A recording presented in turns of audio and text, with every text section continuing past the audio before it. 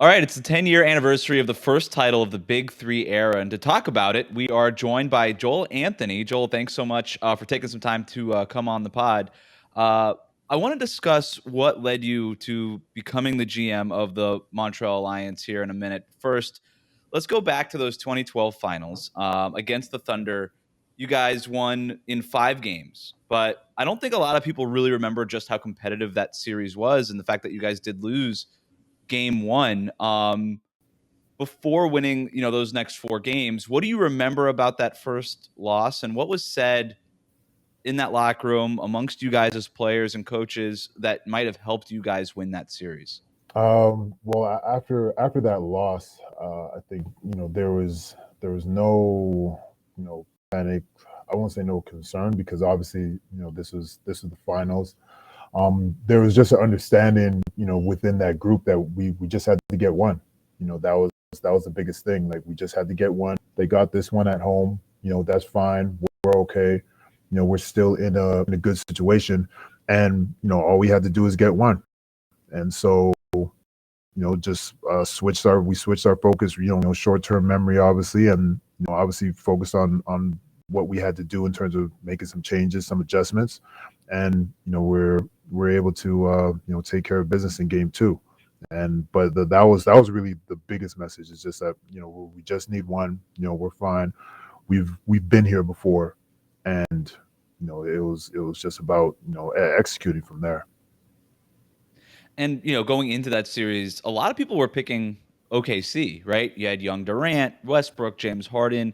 You guys, of course, were just coming off of losing in the finals to the Dallas Mavericks, and I think that and what was a really tough sort of process to get through the Eastern Conference, where the Thunder were really kind of that new thing that everybody was really excited about. Did you hear all of that stuff on the outside? Did you guys and if you did you guys know amongst yourselves that you were better than them? Were you confident in that? Uh, I wouldn't say that I was hearing that chatter that they were the favorites. To us, we felt that they were going to be extremely good. Obviously everyone in the league and all the fans, everyone saw the talent that they had. And knew that this was obviously a special group, and we understood that too. And so, and but going into that, definitely didn't take that for granted in terms of how talented that they were. But with us, I think the biggest thing was that it was, to we were just saying that it wasn't, like their time. Yeah, this was, our time where, we were ready. We had, we felt we have gone through the battles to, be prepared, for this moment. And this team's going to be good, and we're expecting to see that team in the finals for like a lot of years to come. But this time, here, like we felt like this was, the time for us. And so, we definitely, weren't in any situation, in any way, underestimating them. We knew how good they were. And, but it was about us. The focus was on us in terms of us taking care of business the way we're supposed to. Did you guys feel the pressure considering that you had lost the first time in the finals the last year? Like what was Yeah. that like, that pressure cooker? Yeah, there was definitely like the expectations. Everyone really understood that, especially going into that second year. We obviously, the high expectations, for a championship. Really championship or bust. With that team, like that, those were the expectations to be about it. Even that first year we were put together. So obviously we had to deal with losing the finals the year before, lockout season. So you're just kind of sitting mulling in that for that entire time.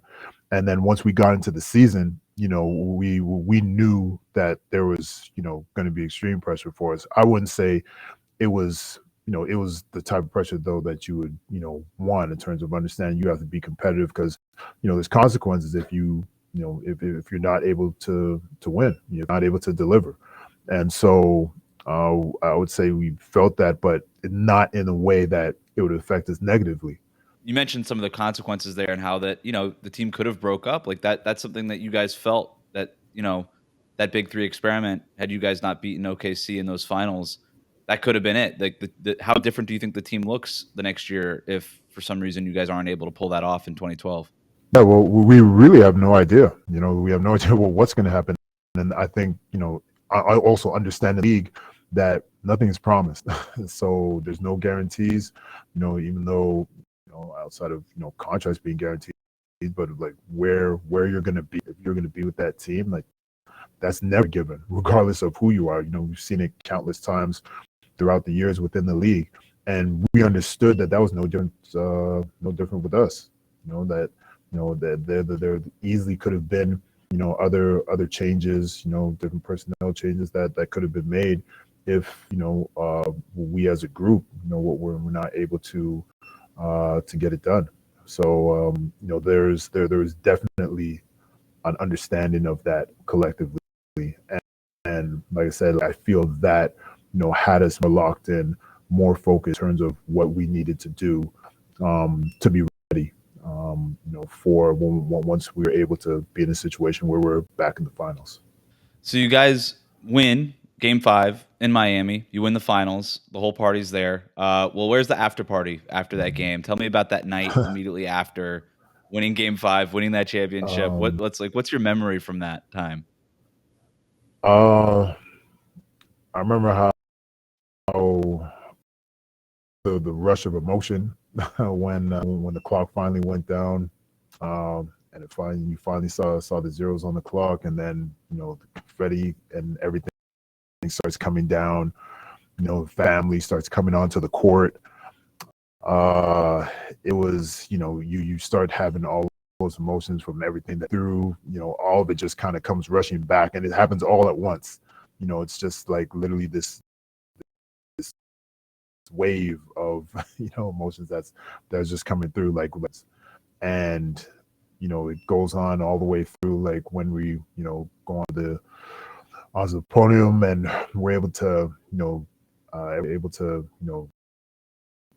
be there with the trophy, and we take up all this excitement. You see, like, feels like the whole city is there in the arena, watching and cheering. It's obviously just one of the happiest moments you could have.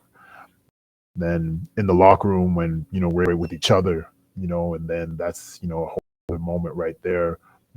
Able to spraying champagne everywhere, and it's a feeling of to really be satisfied that you've accomplished this goal that you've set, like really like the biggest goal as professional athletes, that you join a team. Like, this is literally the ultimate. You are champions, and so to finally get to that point, it's just so much emotion. Like, everyone has gone through so many different things, had to sacrifice so much to get to that point. That's when you see that it's all, everything that you've been through, all the work that you put in, the battles you've gone through with the people that you've been able to play with. Like, that's what it's been about. And you just you feel all that as soon as when that's all over. It's that's really the feeling kind of going through the entire night. And when do you get home the next day? Like, what point are you home the next day? Well, after that we went. Well, the one thing, we went to live after that. So there's a celebration there in the locker room. There's a celebration after upstairs in over by our practice facility where all of our families were. So there's more celebration there. And so we're there. I don't know. It was like 1 a.m. or something, like, for a while. And then everyone went to live after. Big part of the reason, because when we lost to Dallas decided to celebrate at Live. It was a big thing, obviously Live, really big club, especially then, for people to go out, enjoy their nightlife in Miami. So, for them to celebrate, like, in our city, like at one of, the biggest clubs, so Right. we wanted to erase that a little bit and just kind of get that, behind us. Obviously, it does feel better to go over there now. We could, yeah, exactly. remark our territory, and so we had the last for that night was there, and so and then we finished that pretty much how the night finished with at least most of the parties. Great, because everyone was together. The entire team, whole organization was all out there. At every step of the way, because we had all done that together, and we all celebrated together. So it was a great feeling, a great night. Truly a great night.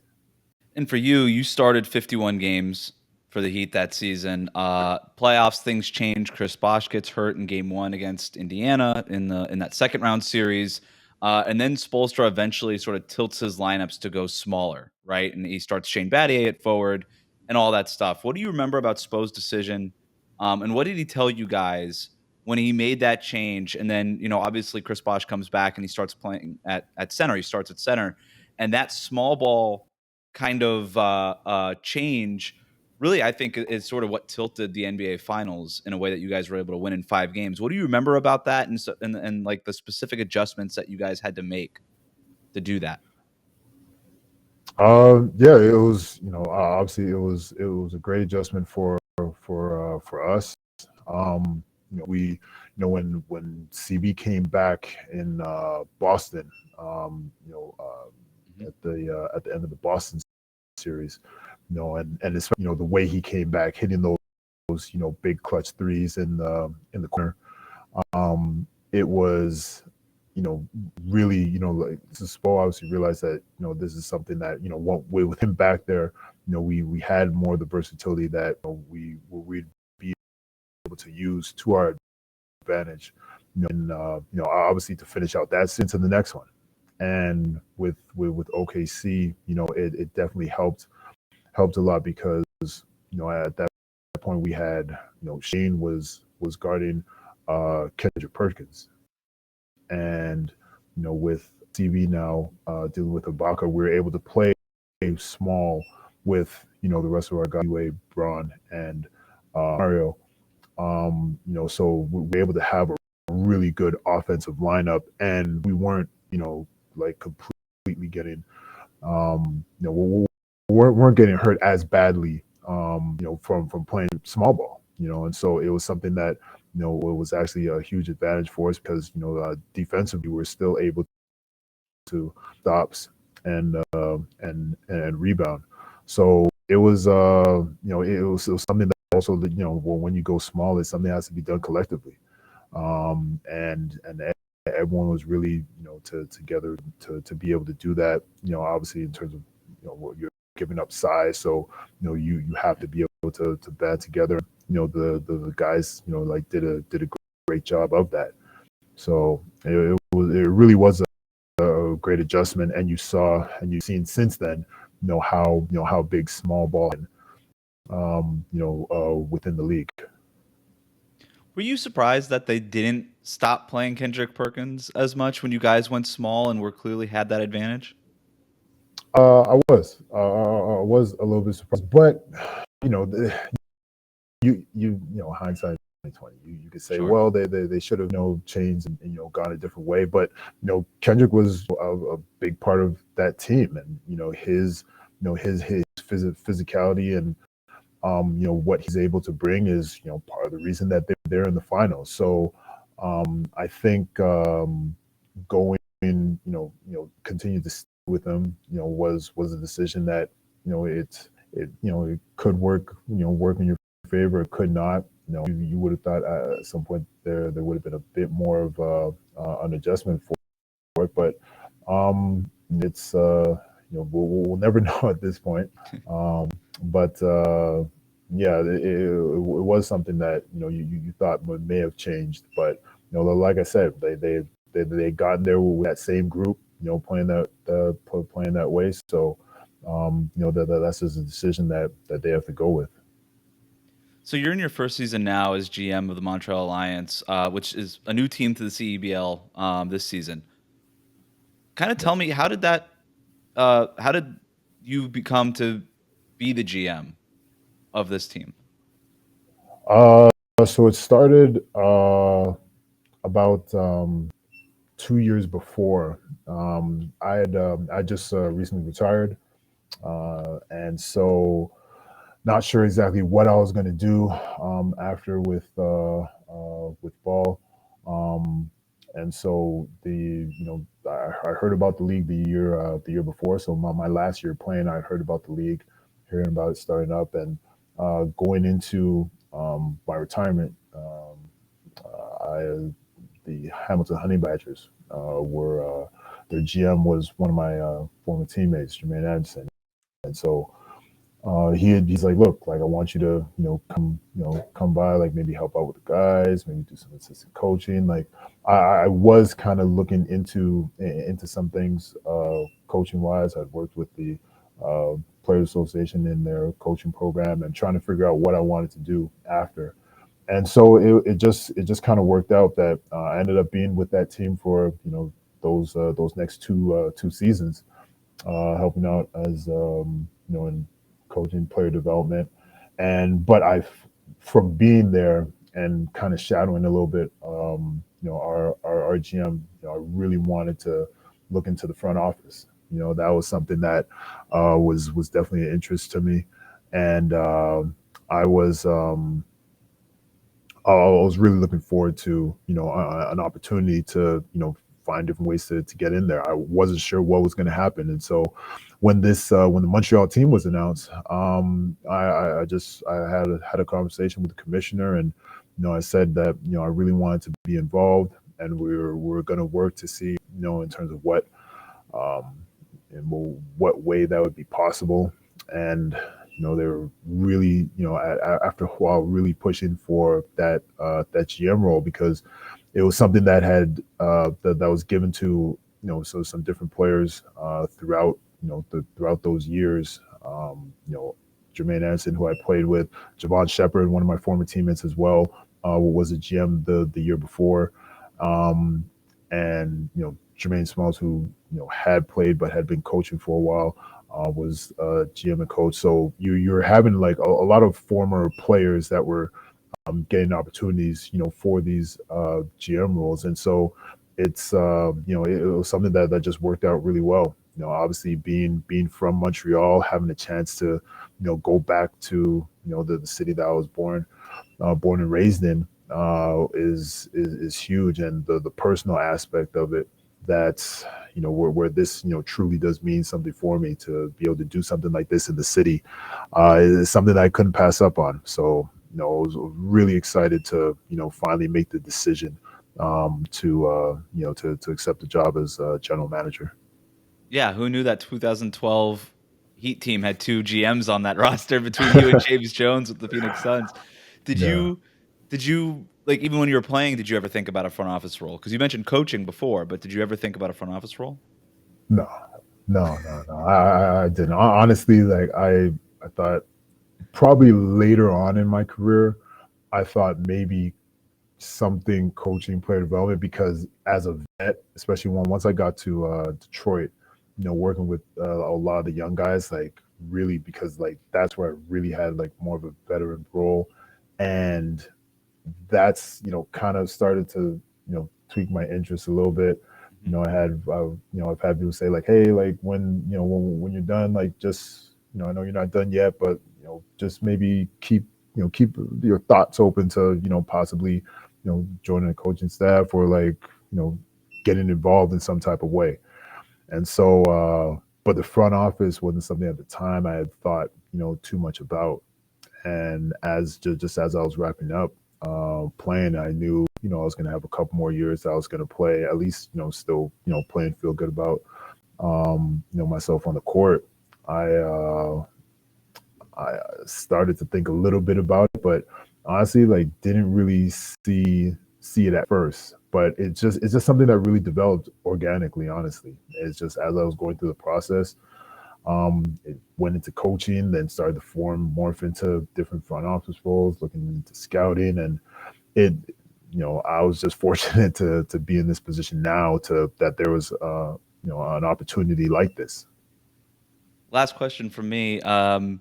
You had like 2 different nicknames during your time in Miami. You had the Warden, which seemed to be more of like a fan nickname for you, and then Doc, Yeah. which I heard that your teammates would call you Doc. Which was the better nickname? Which nickname do you think you liked more? Uh, definitely Doc, because that's what everyone called me.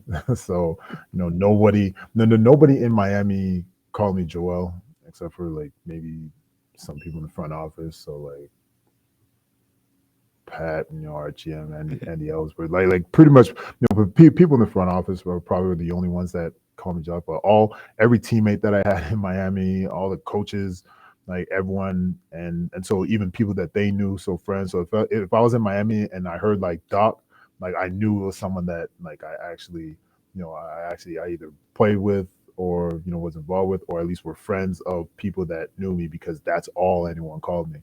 So that was probably the nickname that I was just more used to, because it felt like a nickname.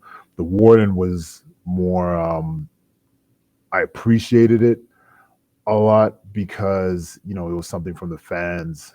Right. That was more like from the fans in terms of like how they felt about me in terms of what I was able to bring defensively, and that type of appreciation. So it's a little bit different. Like there's definitely like a lot of appreciation for for both, but definitely the Warden in terms of what it meant from the fans, because the fans have been amazing during my time there, and even after being back in Miami. I still have a place there, and being able to see people throughout my time there. The fans have been amazing in Miami. So and I'll still hear that, and it's from some really great Heat fans. So I really appreciate both. Obviously, there's a more personal side to Doc though, and Are they calling you Doc in Montreal, or is it just Boss now?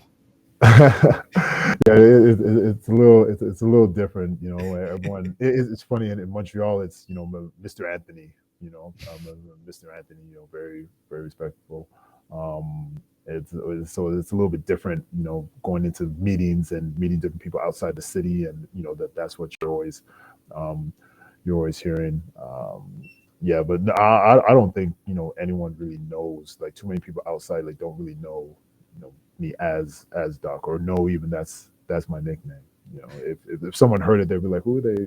Probably say, "Who are they talking about?" They don't know. So Well, Mr. Anthony, I do very much appreciate the time today, and good luck for the rest of the season. Thank you. thank you very much. I appreciate it. Thanks for having me.